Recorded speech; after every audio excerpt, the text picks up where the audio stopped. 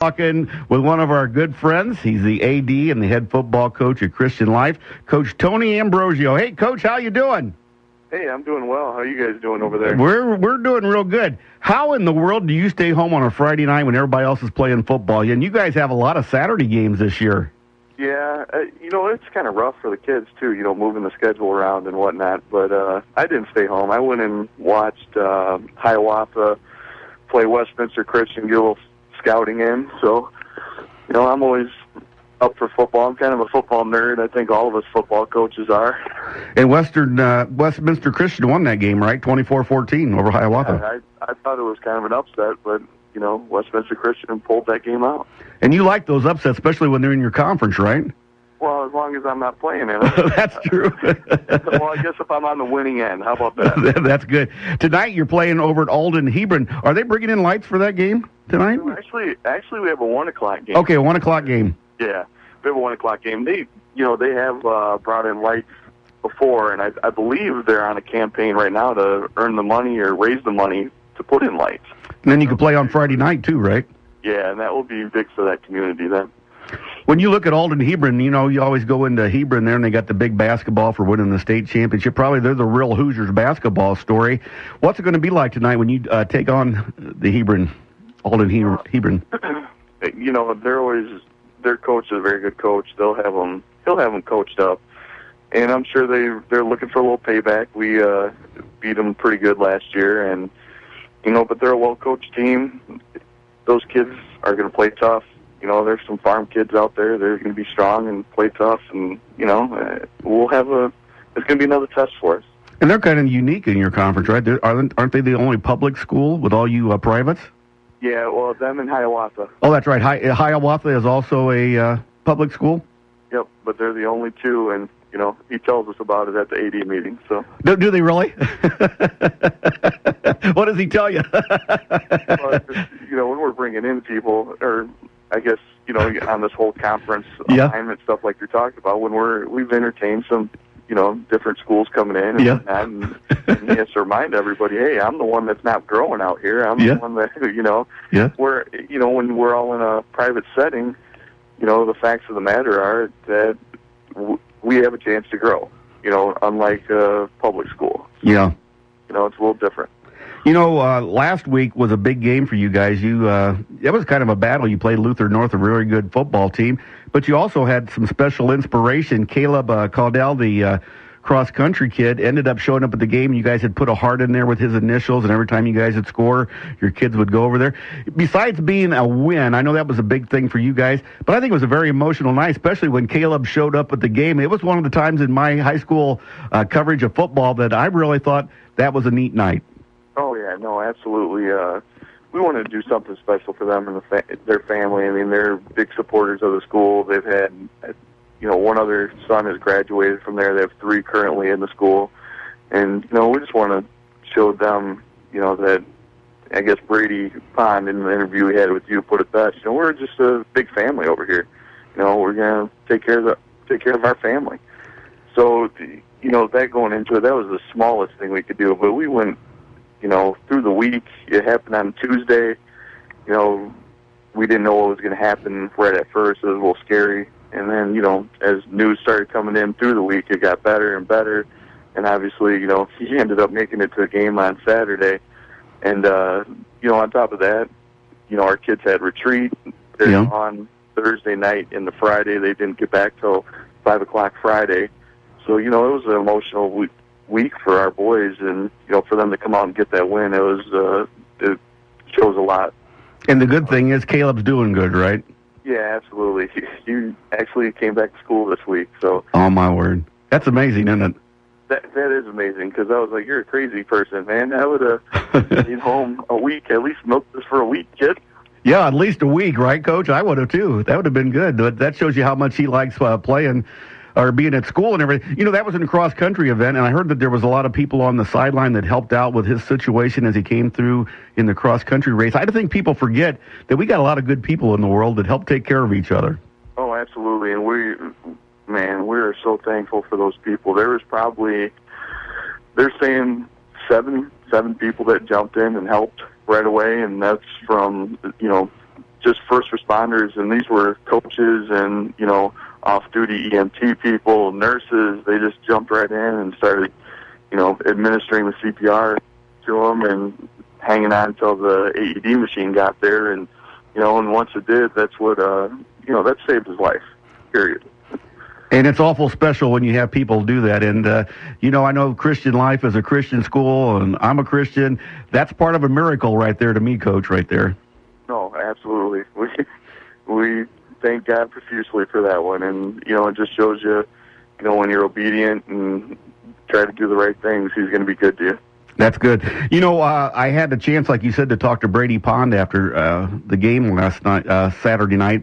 Just a great young man. What a leader he is on the field. He is so dynamic on the field that's got to give coaches a lot of headaches. You got to be happy to have him. Oh, absolutely. And we tease him because we call him Brady Football. I'll have to remember that. And he doesn't necessarily like that, but no, he is absolutely dual threat. He can do a lot of different things. When we're breaking down film, the way he stepped up in the pocket a couple times and avoided the rush and still delivered the ball where he needed to, it was pretty good from, watching him grow as a freshman, sophomore, junior last year, and now, to see him pretty much do things that he shouldn't be doing, he'll get wrapped up or he'll get, a hand on him and he's still breaking tackles and making plays. And you got some good offensive weapons too. That helps out a bunch too. Yeah, we are very blessed. We have a lot of weapons across the board. Our wide receivers do well, Jones and Ambrogio, and then our slot backs, Casaro and Benny Radford Jr., and then our running backs back there, Nate Richmond and Russell Nelson. We spread the ball out too. We don't want to be. I guess we don't want to be that one-dimensional team. Mm-hmm. And, on that side, Brady's a good athlete, but I wouldn't say he's like this dynamic superstar. We don't have a James Robinson on our team. Mm-hmm. But I think all the kids that are, on our offensive first set there, they would be contributors in the Nick 10. Yeah. So for them to come to a 1A school, they're standouts then, and they do a great job. And you got the kid, was it called the Cannonball, number 90? What's the fan favorite? Oh, yeah. That's Russ the Bus. Russell Nelson, number 90. You told me a story that I'm not going to repeat on the air, but your son's a pretty good-sized kid, isn't he? Oh, yeah, absolutely. And it's pretty good. I had a coach last night tell me by next year my son's going to look like a junior in college, not a senior in high school. There you go. Hey, real quickly, we've been talking this week to some big Northern Conference officials, Don Gillingham over at Lutheran, who's been very open about the situation. I talked to Drew Popejoy, the principal over at Rockford Christian. There's going to be some changes possibly in their football situation. How would that affect Christian Life maybe down the road? Well, it definitely could affect us. Obviously Rockford Christian was in the Northeastern Athletic Conference before they moved over to the Big Northern. So I guess, their first look, would maybe be back to our conference to look for an opening. And, I guess I'll tell you that we're probably going to have an opening. We have a team in North Shore Country Day that decided that they would, that they couldn't play a full schedule this year, and they really didn't approach the conference the way I think the rest of the ADs and the principals would like them to. So they're possibly looking not to be back next year. So that would leave us with an opening as well. So just to, I guess, help your athletic conference movement there, Dave, Yep. Some breaking news for you. I love it when you give me breaking news, Coach. I owe you now, though. Hey, also, when you look around, you got a school like Pecatonica that's having some problems with enrollment. They're kicking back this year in varsity. South Beloit's had a struggle, and there's some other schools out there. Would you really prefer to have a conference where you'd have to drive around all of Illinois to play some football? You know what? If I was in a conference with those teams, it'd probably be better. Mm-hmm. Obviously, Rockford Christian would be great too because we just have a natural rivalry. Right now, obviously Alden Hebron and Kirkland, Hiawatha, those are good teams too. But it's not like they're right here in our backyard. Yeah. And that's the same for the Elgin teams too. They're only 45 minutes away from us, an hour away, but it's not the same of, these kids grew up playing, all these kids from Rockford Christian, they're all friends. I mean, that's what makes a rivalry right there. And, if Pecatonica or, if I was in the upstate Illini, there'd be a little less travel, but it'd probably be the same once you're going out to, UPC and you're going out to Galena and stuff. So it's hard to say in a conference. I guess football would be the only difference in that. As ADs, we're willing to go wherever you have to go to get some wins and try to make the state playoff. Where in basketball and whatnot, you're already in the state playoff. So true. That's the big difference. Football's driving this with all the conferences.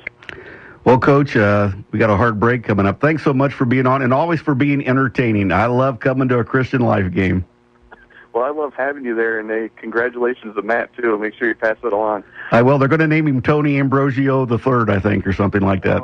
The world doesn't need another Tony Ambrogio. I'll just put it like that. I don't know. Thanks so much for being on today, Coach. Hey, thank you very much. Hey, when are they going to give you guys a 2-hour show? For goodness sake. As soon as my mom calls them up. Okay, I'll pass that along too then. Thanks a lot, Coach. Coach Tony Ambrogio from Christian Life. Time for the news here on News Talk 1440 WROK.